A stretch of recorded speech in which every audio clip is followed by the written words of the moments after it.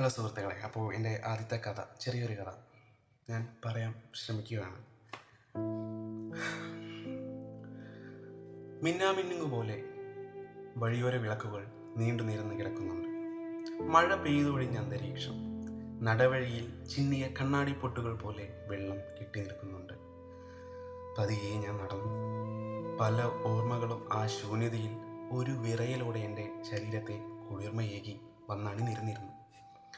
കുറുകെ വീശിയ കാറ്റും എന്നെ അതിൻ്റെ ആഴങ്ങളിലേക്ക് കൊണ്ടെത്തിച്ചു. അവിടെ കുറച്ചു നേരം ഇരിക്കണമെന്ന് എനിക്ക് തോന്നി. ഒരു വെട്ടത്തിൻ്റെ ചുവടൻ തട്ടിൽ ഞാൻ ഇരുപ്പുറപ്പിച്ചു. കയ്യിൽ കരുതിയ ബാഗിൽ ഒരു പുസ്തകവും കയറും എടുത്തു വച്ചിരുന്നു.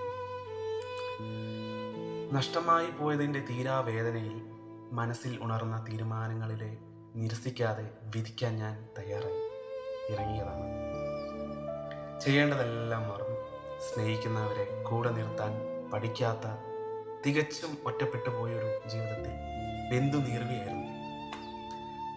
ഈ ജീവിതം കൊണ്ടൊന്നും നേടാനില്ല. എനിക്ക് എന്നെ തന്നെ നഷ്ടമായിക്കൊണ്ടിരിക്കുന്നു. ഇനി അടുത്തൊരു ജന്മം ഉണ്ടെങ്കിലും ഇല്ലെങ്കിലും ഈ ജീവിതം അവസാനിപ്പിക്കേണ്ടത് തന്നെയാണ്. ആർക്കും ഒരു പ്രയോജനമില്ല, സ്വന്തം മനസ്സിനെ പോലും വേദനകൾ മാത്രം നൽകിക്കൊണ്ടെത്ര നാൾ. പക്ഷേ ഇന്ന് ഇവിടെ, ഈ നിമിഷം ഇവിടം എന്തൊക്കെയോ മൗനമായി പറഞ്ഞു തരുന്നു. കണ്ണുകൾ താനേ നിറയുന്നുണ്ട്. ഇപ്പോഴും ഞാൻ പുറകോട്ട് നോക്കുകയാണ്.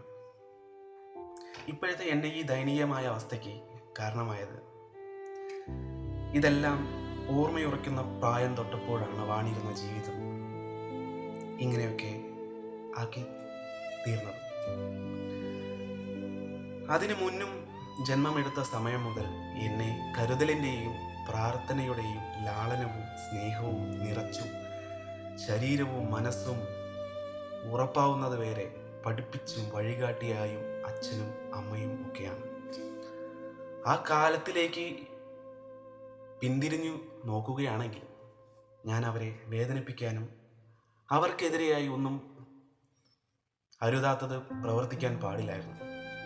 പക്ഷേ ഇന്നിവിടെ അവരുടെ മുന്നിൽ ഈ ജീവിതം അവസാനിപ്പിക്കുന്നതിൽ എന്താണ് അർത്ഥമുള്ളത്? ഇത്രയും സഹിച്ചും വെറുത്തും മടുത്തും പോയ അവർക്ക് ജീവിതം അവസാനിപ്പിക്കാൻ എത്ര തവണ തോന്നിക്കാണണം?